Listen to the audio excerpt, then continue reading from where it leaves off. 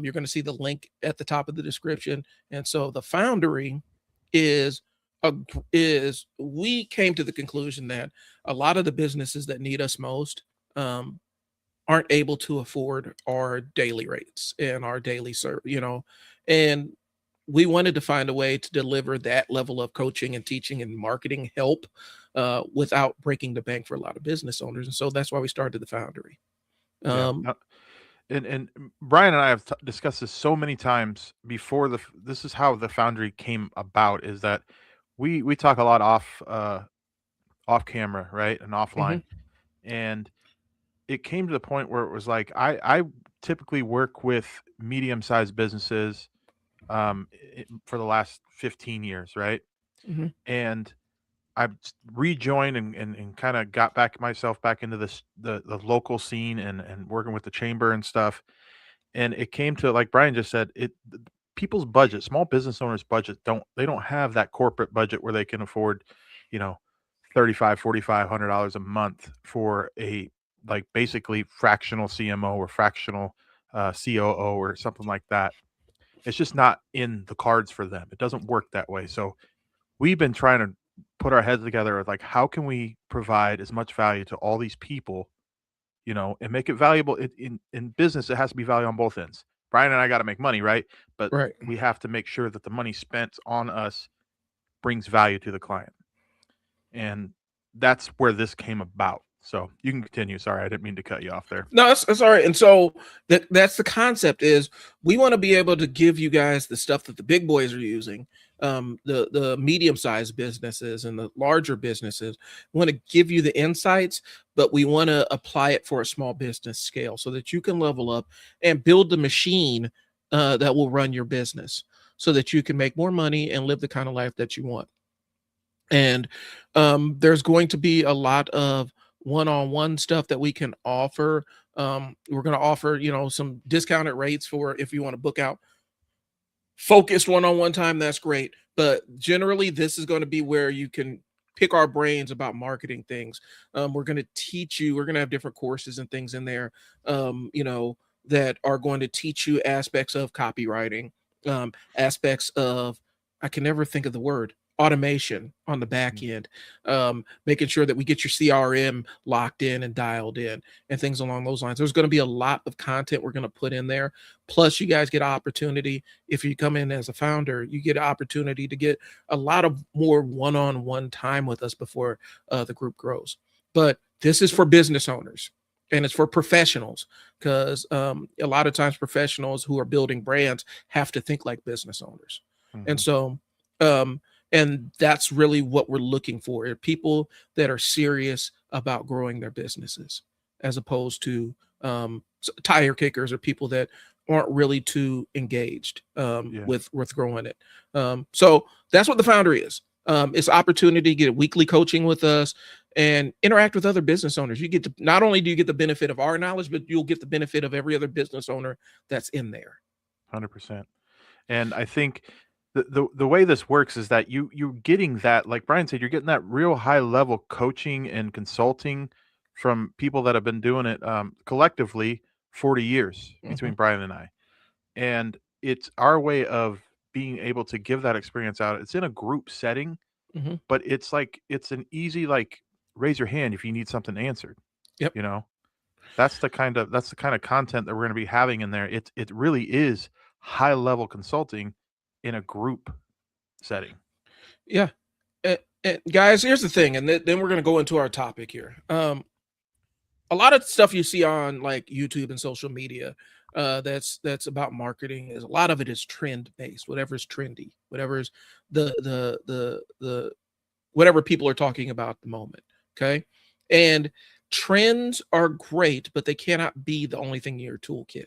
You got to be able to have a strategy and a toolbox that you can reach into to pull out different tactics. And a lot of times people get so focused on the trends that as soon as the algorithm shifts or something changes, your trend is out the water. And we're starting to see it more and more with how people are doing their marketing. You're hopping from one place to the other. Would you rather get a bag full of trends or do you want the foundation built? you want the foundation built so that you have the foundation of how to utilize this stuff so that you can hop in and out of trends and understand that they're just tools that you can dispose of when they're not used, when they're no longer serve you. That's what we're trying to do. We're trying to build your business from the ground up and build your marketing and business system to be durable. And so that's what the Foundry is. So, all right. So we'll talk about that. We'll continue kind of talking about the Foundry in and out these different weeks and stuff, and as it starts growing. Brian and I did a live workshop for our local chamber here yesterday, and that was kind of our mini launch with them. And everybody's pretty receptive to this. It's I'm not gonna lie, it's the first receptive thing is that, oh, I can afford this, Yep. right? That's the first thing I've heard from everybody. So got some people that are pumped, ready to join, and we're ready to have you. And before we jump in, I do want to mention the free business assessment as well. You can go to 531labs.com/foundry, and that is it's just a little free tool. It doesn't cost you anything to input all your information there. It identifies the biggest growth leak that you have right now, as long as you're honest with it. It'll give you some clear next steps. It'll give you a nice advanced AI prompt at the end, and it's really built for those local operators and business owners and stuff. So give that a shout out to the 531labs.com/foundry, free little business assessment. And yeah, pretty helpful thing. Everybody's using it. Everybody's getting some value out of that as well. Yep. And so you guys can see the two things to scan. Go ahead and take that action if you're ready to get rocking, and we'll see you in the community, or go and take advantage of the assessment so that you can kind of figure out where you are. All right. So let's pivot. Let's go ahead and jump into our topic here so that we can move forward. So here's the thing. When we talk about, and I think one of the things is, I'll lead it off, but Brian, you have a lot of expertise regarding this. My journey with marketing when I first launched my business was, I did the website thing, and I'm like, okay, people aren't responding to this website the way that I need to. And I need to figure out what is happening where there's a disconnect. And I spent months and months and months searching. And then one day, I think I was like ordering a pizza or something, and I just happened upon the business's Google profile. And I'm like, wait a minute. I'm pretty much doing the full litany of business services without going to their website, without anything else. I'm just going to their Google profile, getting the information, and I'm placing my order. And it kind of hit me like a bolt of lightning. Like, this is the most important thing that you need to be locking in. And so when I take on new clients or whatnot, that's one of the first things I check is their Google profile. And so, Brian, let's go. Why don't you tell us what your thoughts are on this and what the reality? The reason I brought this up to Brian as a potential theme for a show is because I'm getting more and more people asking about it, because in the last, I don't know, let's say year, the Google business profile has become this massive easy win for everybody, right? It's a super quick win. And the reality is, it almost acts like an active social media profile now. That's the way it is. It used to be kind of just a listing, right? And people don't understand, or they don't know that nowadays it's an active profile, and you have to be like the reality is, if you haven't done anything with your Google business profile in the last 7 days, you've already lost 40% of the traffic that you may have been getting before. Right. That's how they need you in there constantly, one time a week, doing something. They even have posts now, right? Where you can actively put posts on there. It can just be an updated, hey, we got this going on today. Had a great customer today, whatever. Just like you would do a quick Facebook post or something. Add a new photo, things like that, right? Right. So I'll just jump in. I kind of got some notes here to kind of go over. Okay. And I'll just start, and you can follow right up with number 2 after I get this first one down here. All right. So the new realities, a couple new things from Google Business Profiles in 2026 is there's a huge AI integration, right? The data feed that I was telling you about for Google's AI overviews, like Gemini and stuff, you see that stuff pop up in Google like first now. That's the first thing that comes up. You type in something, Gemini is spitting out its AI response. If your profile is empty, the AI will not recommend you. If it's filled with, if you 100% complete profile and it's active and you're in there posting and you got reviews and all that stuff. We'll talk about reviews here at the end, but if you are active, it's going to recommend you more. If someone Mhm. types in, what bakery should I go to in Omaha, Nebraska? You know, it's going to pick, AI is choosing now. Mhm. Now, it used to be the algorithm, right? And that still exists for those listings, but they're underneath the AI, underneath the map listings of the business profiles, and then paid ads, and then the organic search. You're way at the bottom. Even if you're number one in SEO, you're three quarters down the page, Right. right? So the first thing is they added in 2026, or just recently here, they added social sync. So it's going to draw updates and stuff from your social profiles. If you link it, you can now link your Facebook and Instagram and all that to the Google business profile. So that's fairly new, something everybody should do. They also added a WhatsApp integration. And I'm going to side quest here for a minute. Go for it. I I don't use WhatsApp. Do you use WhatsApp? Not I don't. really. I've never really used it for business, but apparently it's a huge thing for people to use for their business. Mhm. So do you have any insight to WhatsApp, or I I really don't. It's an encrypted messaging service, kind of like Telegram, Right. and so and it's WhatsApp is kind of its own ecosystem. It's on in some countries, it's almost like its own social media network in and of itself, where people can kind of post and things along those lines. I've used it for a business partner that I was working with. It was a quick collaborative way to interact and whatnot. And so people are using WhatsApp for business because it's also integrated with Facebook. And Right. so you get the benefit of some of the Facebook features on there. And some people are really into it. I don't like having too many separate messaging apps on my Same. phone. It That's drives me that's kind nuts. of why I've never really gotten into it. But apparently, what the integration does, it allows people to have you can put a message button on your Google profile now with the WhatsApp integration. So if you set up a WhatsApp for your business and you have it hooked up to Google, you can have people message you through there, Yep. directly from your business listing, and that's super high value. I would, it's something I'm considering doing. I know like Brian just said, it's another app, and Yep. it's like, ugh. But if that's the only messaging integration they're going to have, I'm for it then. You know, Well, and I think the benefit is it also, since it provides another channel, like it provides a separate channel so that it's not Mhm. so the message isn't getting lost with all the other messages that you accumulate throughout the day as a business owner. You know that this came from your Google listing and it gives you a way to track it a little bit. So I could see the benefit of doing it. Matter of fact, I'm probably going to end up having to go back and look at a couple of business listings I've set up to make sure that some of these features are aligned. Especially the social sync thing. I think It's a huge thing. Yeah. that's huge leverage right there. Uh, Specifically, like considering a lot of businesses, I'm starting to see more and more businesses who have huge Facebook followings. Hmm. Um, and that's the main place where they have their biggest audience. And Facebook isn't necessarily great when it comes to the audience engagement piece. But if you connect it with Google, you can actually get more clients into your sphere, if that makes sense.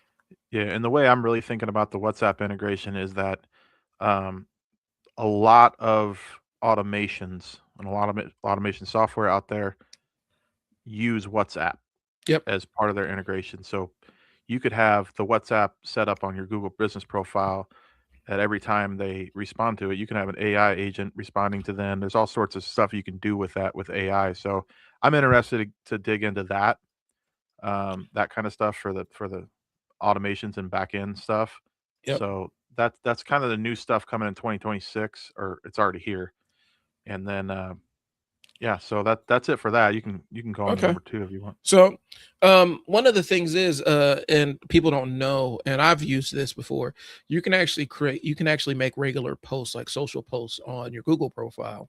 Um, and as it stands with your Google profile, it's kind of the sweet spot is once a week. Um, you know, Sometimes it may vary for your business, but more times than not, it's once a week. You know, Daily posting isn't necessary, and it can kind of vary a lot of your important offers, especially if you have something that's really, really high value, and then you just keep stacking stuff after it. Your value, the value that you want to drive people to, or the deal you want to drive people to, will get buried underneath all of that stuff. And so you can make offers, you can make special offers on your posts and things like that, or promote newer services and things along those lines. But it's a very powerful tool that I don't think a lot of people see. And the reason why we're focusing on it is, when you're putting stuff on Google, you're basically, it's an audience of billions, right? When you're on Facebook, your audience is kind of it's kind of limited in terms of people that align with your interests, or align, or in your social sphere. Google, it's pretty much unlimited reach, if you have it dialed in the right way. And so posting on there and posting special offers, or high value things on your Google profile can really be beneficial. And I know you can post videos and things along those lines. You can post images and things along those lines. So there's a lot of variety in terms of what you can post on there. But once a week is kind of that sweet spot. This is not like TikTok or even YouTube, where it rewards consistent and frequent posting. But yeah, the content types, focus on posts, focus on offer posts. It really is kind of free real estate. And if you got an event coming up as well, or like for workshops and things along those lines, post that kind of content on there. Okay. And the visuals are huge. Visuals are the things that stop the scroll. If you put the visual in there, the idea is somebody scrolling through their phone, you put a visual in there that's compelling. I've used cute dogs a lot. If it's a cute dog or something, people will stop scrolling to check it out. And you want to stop the scroll of visuals. Frequency, maybe 2 to 3 photos per week.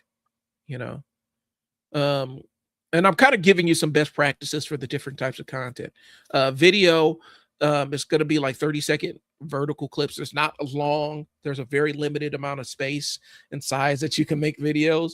And so it really forces you to get to the point of whatever you're posting. But 30-second vertical clips, they kind of peer in that story style. I don't know if they detonate the same way stories do, where after 24 hours they vanish.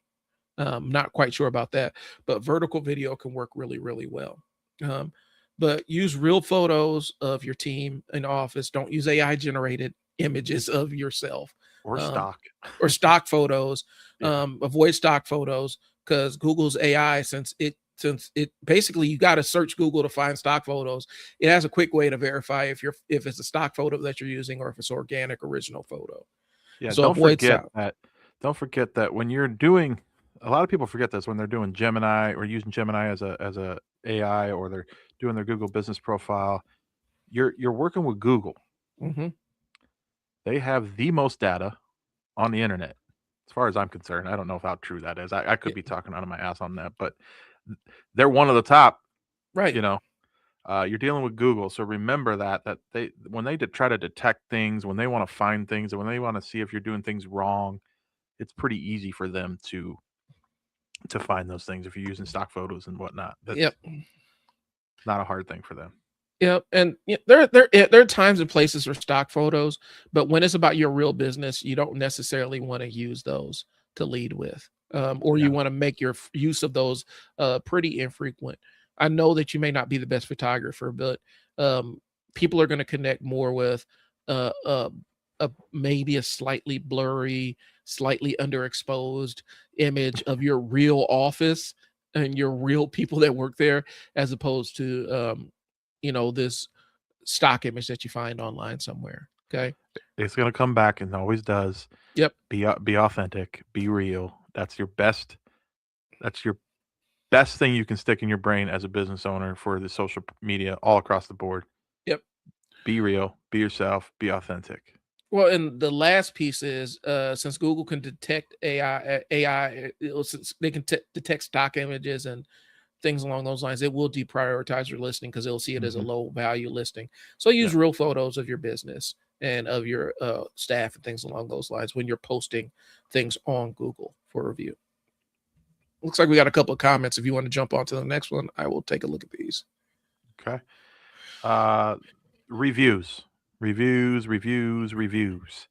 Um, if you get anything out of this live stream today, it is ask your customers and clients for reviews.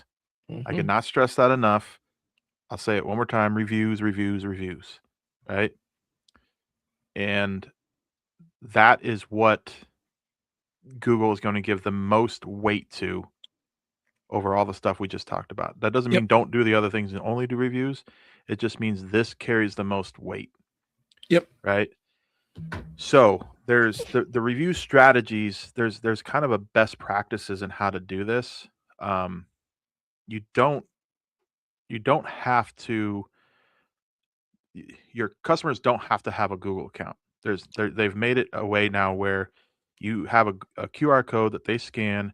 It brings them directly to a 5-star review ready to. It's already predetermined, pre-filled out with a 5-star, Hmm. and they can leave a review right there. And if they don't have an account, it'll tell them to create an account, but then they'll be able to use whatever email they want to use.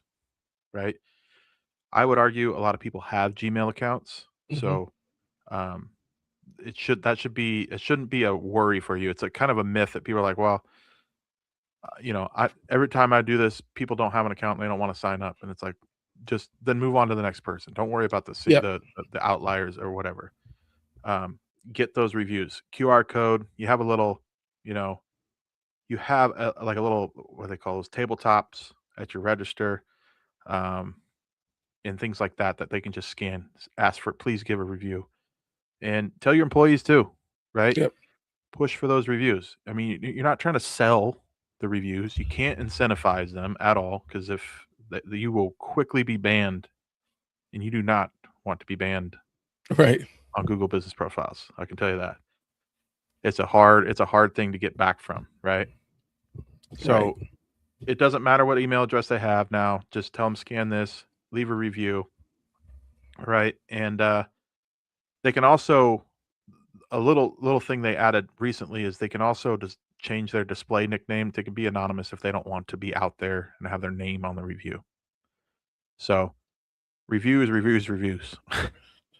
And the thing with reviews also is it's a social proof engine, right? Like, one, it tells other clients, hey, this person delivers superior service.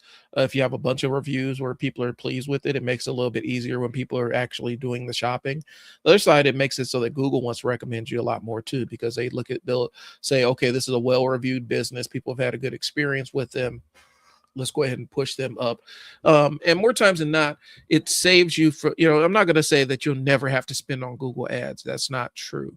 But you get the benefit of whatever free organic reach is available on Google. And you want to take advantage of all of that because everybody is competing Right. on Google ads. Um, Low quality businesses with bad reviews are paying for Google ads. If you're a high quality business with great reviews and you put some money behind your Google ads, you're going to be able to get more with your dollar than these businesses that have bad reviews. And so you just keep that in mind. The thing I want to throw out there is, and I've seen too many business owners do this. Somebody leaves a bad review, please do not go on there and fight them. Oh God, Um, no! Don't do that. don't go on there and fight them. Don't go on there and argue with them. Um, People can leave a bad review for any number of reasons. Some of them are really specious. Hell, your competitors can leave a bad review just to screw with you. I've experienced that, right? Right. The thing you guys need to be aware of is on those reviews, if you're going back and forth with them, instantly they're going to see, even if you're right, even if you win, you're Yeah. going to lose the long game. So go on there. I would say acknowledge what somebody's frustration is, and then try to say, can we set up a call or can we discuss it, and try to take the conversation offline. But Yeah. leave the review up there because the other side is it looks crazy when you see somebody with 100,000 reviews and no negative reviews. Like nobody's ever had a negative experience here. This seems fake, Yeah. and so it's a balance. How I would would you also address that? I would also well, I'd tell people today to like that's a perfect scenario where you would use AI and ask it like, look, I got this bad review, and explain to them the situation. And Mhm. I don't and say tell the AI say, I don't want to argue online with this person. Help me figure out what to post to you know to follow up on this thing so I can get this take them offline. because I'm Yep. with you. You got to get it offline, and then ideally you work with this person. I mean, if they're nasty or whatever, it's whatever. You deal with it. You eat it. You Yep. address it, and then you eat it, and then you just try to weigh it out with positive reviews. Um, but sometimes I've seen numerous times where people work things out, and the person goes back on and changes the review to 5 star. Yep. Yeah. That's not an unheard of thing. And that's important to know because it feels like an assault. It feels like a threat to you. But if you go in there and handle it gracefully, Hmm. sometimes you can turn those people that, they may have been having a bad day or just a solitary bad experience, and maybe some inconvenience at your storefront or your business was the thing that just tipped it over the edge for them. Other times it's just somebody who's on there not really serious and just leaving bad reviews to leave bad reviews. It's going to come out in the wash if you address it appropriately and say, hey, I'm sorry you had a bad experience. How can we help fix this? And can you give us a call, give us an email, and then maybe we can chat about it. Shows the other clients that you're responsive Hmm. and say if they have a bad experience, they know that they're going to get a good reasoned response and a measured response from the business owner. That does a lot. It's almost like that money back guarantee kind of thing where Yeah. they feel confidence in, okay, if I spend money with them and I'm not happy, they're going to give me a higher level of service. And um, it makes you, like, you kind of alluded to us, but like it makes you look good too. So that bad review, someone reads it, and then they see how you handle it, and like, all right, I like the yeah. way that guy handled that, and then they forget about the negative review at that point, Yep. right? And one thing I want to say on the opposite end, right? I warn people against this because people in networking groups sometimes want to say, "Hey, everybody, go leave me a review." You've worked with me, you know who I am. Go leave me a review. That's called Oh yeah. review blitzing, and they could all be true. That's Hmm. not the point. But Google calls that review blitzing, and they will. There's a constant monitor on Google Business Profiles that if a bunch of reviews come in, and I don't know what the threshold is. If it's 10, 15, 20, I don't know if it's that low. But Yep. if I wouldn't I wouldn't press it. Is all I'm getting at. You can mention it to people. Say, I don't want everybody to do it all in one day. Just in your own time, some point in the future, in the next month, at a review, at those types of events or those types of interactions. You don't want to get banned from Google Business Profiles. No, you got to be careful. Treat it with kid gloves. Be very careful with it. And all the things that people want to do to try to take shortcuts. There are no shortcuts when it comes to Google. You need to do it. You need to Right. handle it. You need to take all the steps and do it the right way. Otherwise, you're risking putting your account in jeopardy, and that's not a thing that you want. Used to be back 20 years ago, it was Wild West out there. Yep. You could do whatever you wanted. It was wild getting up there. The traffic you could get back in the day was crazy. I could get somebody number one locally in Omaha within like 12 hours. You could get them a number one. But Yep. those days are over. Yeah, and that's the thing. So just be aware. Are we ready? Let's see. Oh, quick wins. Let's talk Yeah, about some quick wins. this is kind of it's kind of just a scenario, like an example. So like if audit your competitors and you go see, like, if the top 3, like, you type in marketing agency Omaha, Mhm. you know, go look at the top 3 that you are using something for, like, digital marketing agency, and don't try to be unique with, like, "Oh, I'm not a digital marketing agency, I'm a consultant," and think you're gonna pull up ahead those guys, Right. right? Fill out every service that you do. It's the primary source for AI generated answers, right? So when you type in marketing, digital marketing agency, Omaha, it's gonna if you type that into Gemini or ChatGPT or whatever, Yep.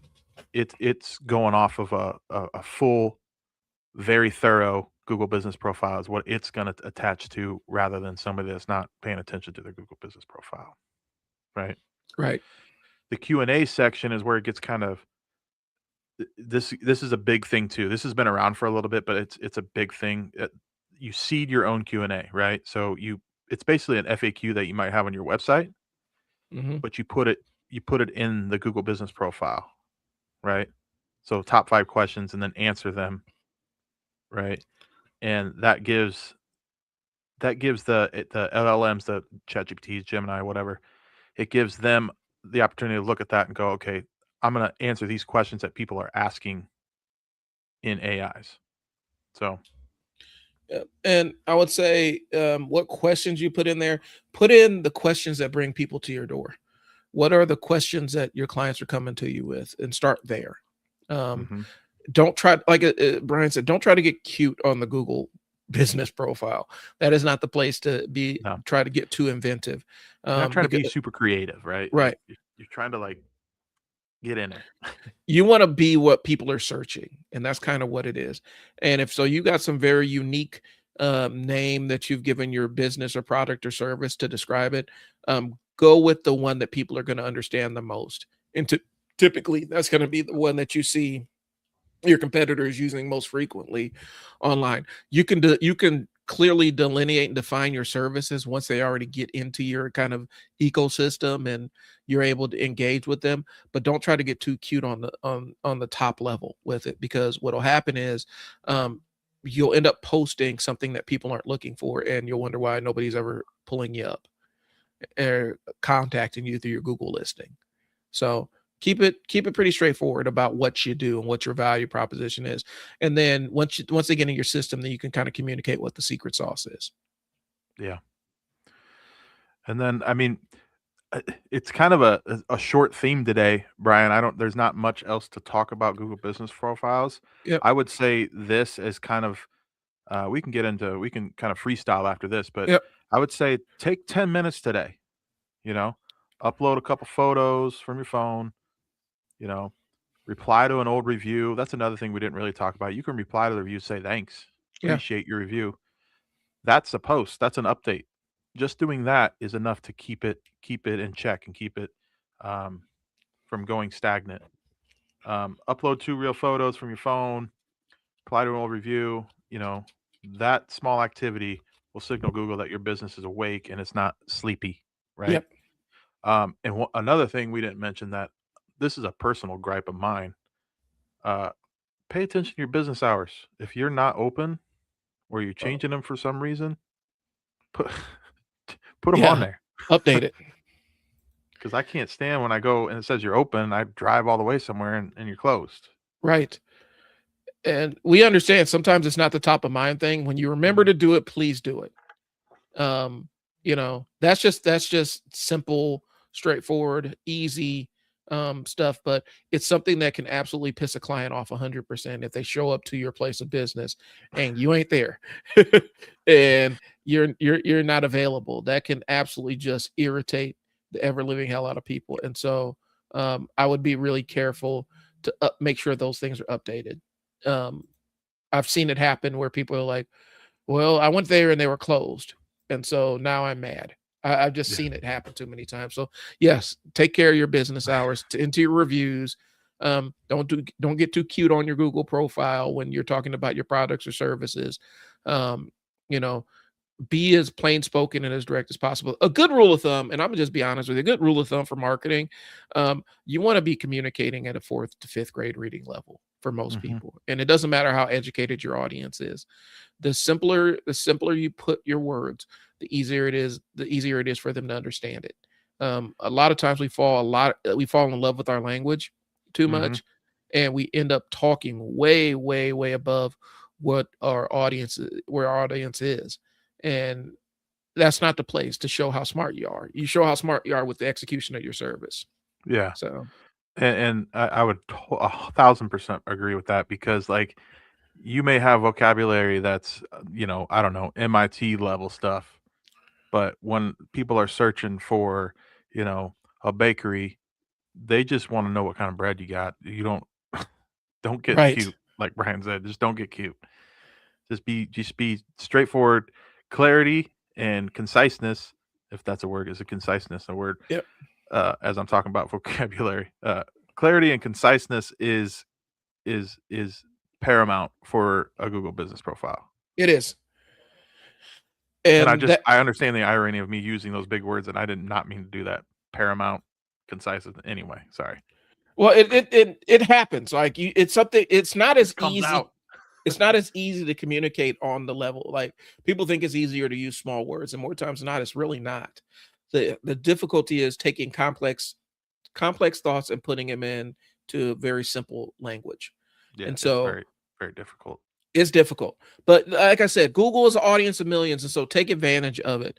That's why on the media side, I'm big about if you're gonna be out there marketing yourself, you probably need to have some kind of YouTube presence because Google and YouTube are tied together. Um, and Google allows you to have an audience of millions every single time you post on there. Hmm. Audience of billions, actually, every Yeah. single time you post. Not a lot of platforms can offer that.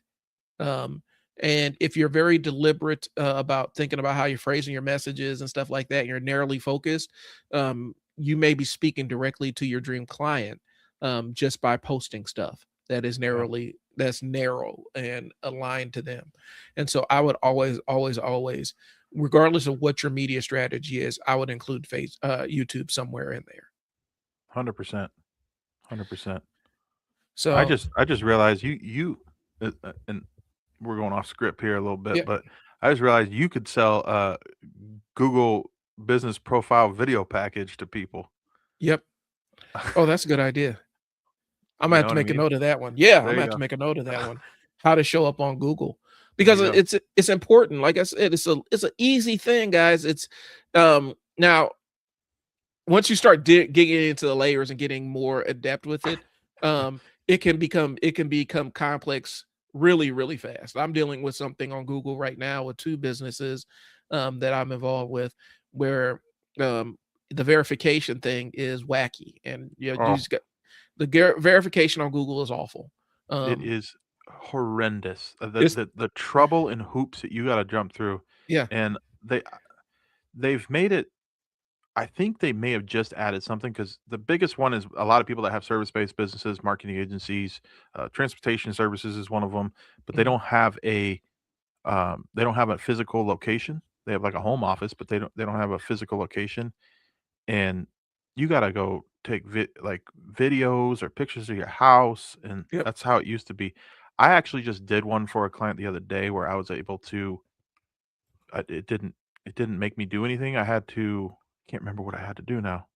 It wasn't as hard as it used to be, but I'm with you that it's horrendous. I don't know why these big companies like Google and Facebook make it so hard to what's the word, like, verify and get help or support or figure things out if you can't. It's so difficult. So, yeah. that's what we're here for, though. We can kinda put in that work because 'cause we've done it so many times, but it can be frustrating for sure. Well, and the thing is, because I'm at, right now, I'm sitting there looking at a verify screen just because out of curiosity, and so it did change. It says, "Please enter your your mailing address to verify. The Mhm. address you provide Google will be hidden from the post. Post boxes are not no longer eligible." Okay, That can't be any older than a couple months, yeah, that function.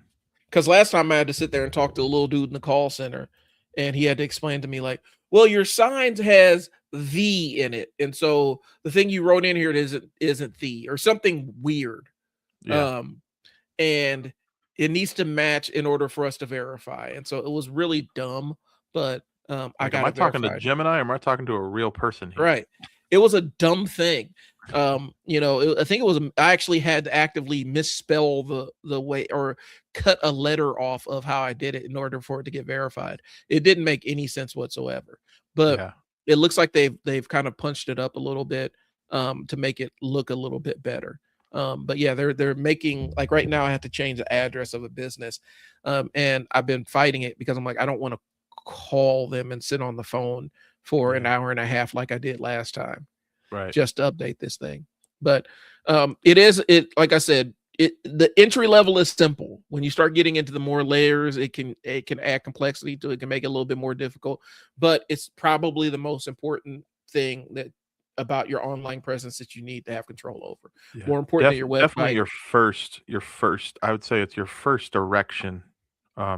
If I guess put it this way, if you don't have a Google business profile and you've been in business for a while or you're a brand new business, Mhm.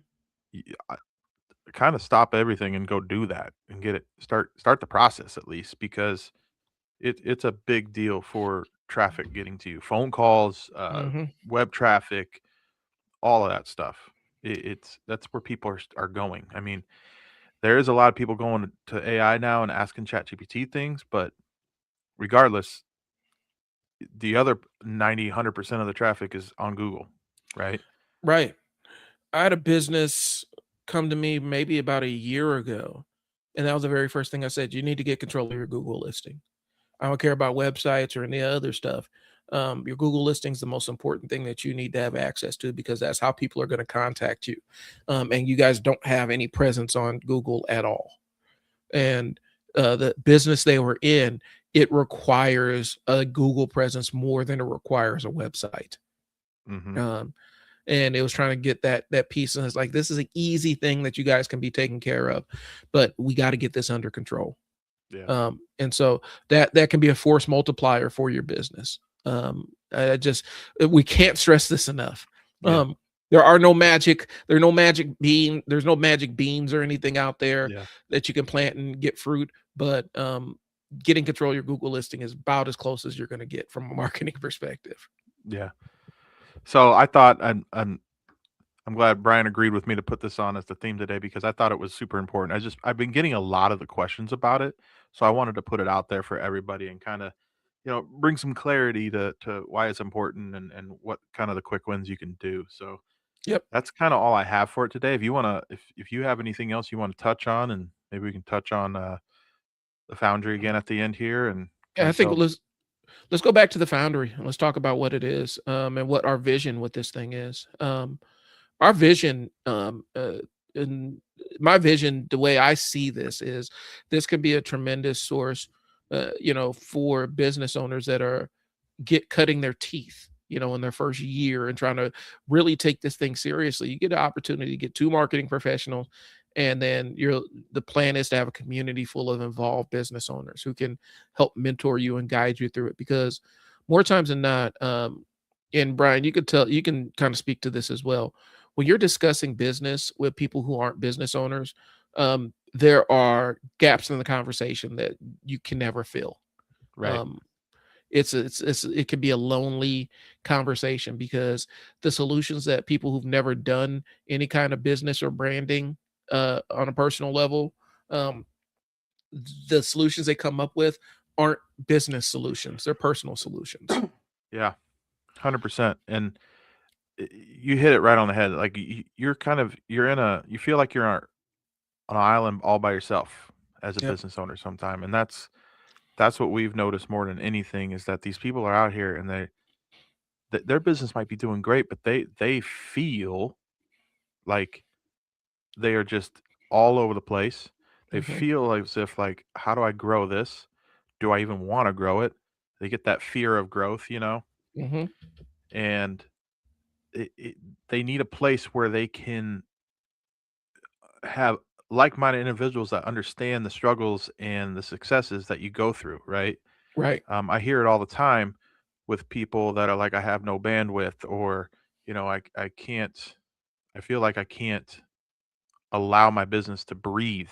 Is Hmm. something I've heard, and it's like there are things out there. There's help out there, and this is kind of where this all stems from. So I know sometimes it can be kind of off-putting when, someone like Brian or I that are on you doing live streams and stuff all the time, and we're selling and pitching something like this, and it's like, oh, there's here's another coaching thing, right? Here's Right. another course to take.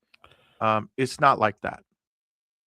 I'm just being transparent as possible here, and this is an affordable way for people to get the help that they actually need, and not some course. It's not about a course. I'm not we'll have courses available for people to kind of learn some quick things, quick win things they can go and learn. That's what's going to Yep. be in the Foundry, but this is more about getting together with like-minded individuals and then having Brian and I there as the experts in the marketing and operations parts of businesses that can answer those questions for you quick. Just based on, I mean, I've had over 1,000 clients over 20 years. You know what I mean? Yeah. I've seen, and I'm not patting myself on the back or anything like that. I've seen a lot of stuff. So it's to me, there's a lot of problems that small business owners have that I inherently can just answer right on the fly and say, well, do this, try this thing right now, and then we'll see how it goes, and then come back next week to the office hours, and we'll go over some more stuff like Mhm. that, right? Real available expertise that is affordable. Yeah. I mean, that's the pitch, I guess. It's real, available expertise at an affordable price. Yep. That's it. And I think sometimes the problems that we encounter, we think that they're these big, huge issues, and more times than not, you just need somebody who has more experience come in and reframe it for you and get you to Yeah. think a little bit different about the problem that you're facing as a business owner, as you're growing the thing. But I've seen business owners early stage business owners when Yeah. they're trying to figure out how much they're going to charge, right? They end up going to talk to people who aren't business owners about pricing. And then they end up with their pricing coming in with some super low rate that undercuts them and undervalues their service and everything, and it ends up setting them off on a bad foot. Um, there's conversations that are for your friends and family. Mhm. Now, if you have business owners, your friends and family, that may be a different conversation, right? Yes, But 100%. there's conversations that are from your friends and family, and then there are conversations that are for other business owners to kind of chew over and stuff like that. And so that's what this group is. It's an opportunity to gain access to what we know, and then leverage it, with experienced business owners. Plus, you may find somebody who is providing a service in there that you actually need. Mhm. And so it's just it's multifaceted, but really the focus is we're trying to help you. We're trying to build the best business for you. We're trying to teach you how to build your business and make it better, um, with your marketing and all that other stuff, all those other pieces in place. Yeah. Um, and like Brian said, 720 a year, right? For a one-on-one for a one-on-one thing with me, um, like if you're having me for a whole day, I wouldn't charge you 720. It'll be way more than 720 for Mhm. just my entire day to focus on your business system. So the value is there. And I know there's all these people that are going to be selling you courses and everything. If you don't like it, hey, no harm, no foul. You can, check it out, see if it's for you. And if not, then you can go find something else. But I think the value is going to be in the Foundry. And Yeah. we're trying to make it as valuable as possible. But getting in early allows you to participate and shape what the journey is. 100%. 100%. And I just don't think you're gonna find uh, the value that we can provide people in the consulting and the coaching of all these different things. Again, like 40 years collectively together, that's a lot of experience and a lot of clients that Yeah. we've seen these things. And like Brian said, a lot of people do like to talk to non-business owners, their friends and their family, and to get advice. And I'm not saying that's a hugely bad thing, but like, I don't go to the butcher to talk about my car and my brakes Right. being bad, Right. right?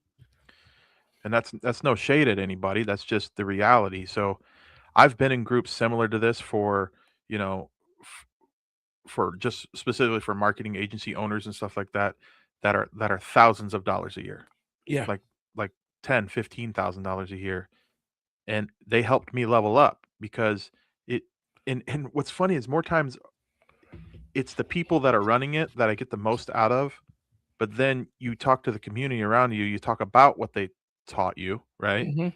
And you just start stacking wins, man. It's amazing how it pans out when you start getting around like-minded people and you start kicking ideas around and issues you're having. Because somebody could say, "Oh, I've had that same exact issue. Here's what I did." Yep. And And how valuable is that? You know what I right. mean? Well, it's the concept of is shortcutting that knowledge, right? Like Yeah. you can gain the benefits of somebody's decades of experience with the problem in a couple of minutes, or you can spend decades figuring it out on your own. Pick what you want to do. Yeah. So that's kind of where we're at with this, guys. We're pushing it, and I know that it can be uncomfortable, but yeah, we are pushing it because this is the way that we want to do consulting moving forward, um, Mhm. with business owners. This and it's not going to stay this price forever. Um, it's not No. gonna, once we get up to it. Once we get to about 10 or 15 people in there, the price is gonna change up, and things along those lines because there's only so much bandwidth. There's only so much bandwidth that we have for it. So, but that's all I got really, Brian. If you know, do you have anything else? No, that's it for today, I think. Again, going back to the Google profile, I just want to hit that one more time before we go, and it's just take that 10 minutes, make sure your stuff's all in line. Yep. If it's not, make some time for for another time to like really sit down and get it all squared away. Yep. That's the best. It's super important, guys, and it doesn't require a heck of a whole lot of your time. You gotta focus on it and get it knocked out because it I can think be a huge bottleneck for your business. I think that's one thing I'd like to maybe next week talk about. And a little spoiler here is the myth or illusion that we don't have time. I know you and I have talked about this Yeah.